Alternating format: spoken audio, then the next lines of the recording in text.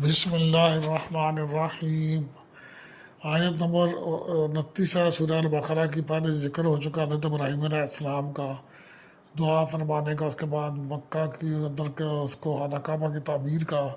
اور اب وہ والی دعا کا ذکر ہے جس میں انہوں نے نبی کریم صلی اللہ علیہ وسلم کے نبی اور پیغمبر بنانے کے بارے میں دعا کی، جو اس طرح ہے کہ اے پروردگار ان لوگوں میں انہی میں سے ایک پیغمبر مبعوث کر دے جو ان کو آپ کی آیتیں پڑھ پڑھ کر سنایا کرے اور کتاب اور دانائی سکھایا کرے اور ان کے دلوں کو پاک صاف کیا کرے، تزکیہ کیا کرے۔ بے شک آپ غالب اور صاحب حکمت ہیں۔ اب آپ غور کریں کہ یہاں پر یہ کتنا بڑا انعام اللہ تبارک و تعالیٰ نے دیا کہ جو حضرت ابراہیم علیہ السلام کی دعا کے نتیجے میں، کیونکہ نبی کریم صلی اللہ علیہ وسلم نے فرمایا کہ میں اپنے باپ ابراہیم کی دعا ہوں، تو اللہ تبارک و تعالیٰ کی ذات نے ہم لوگوں پر کتنا بڑا احسان کیا۔ سب سے بڑا احسان یہ کہ عربوں ہی میں سے انہی ہی میں سے ان کے اوپر نبی بنا کر بھیجے، یہ اس کے ایک بہت بڑا احسان ہے،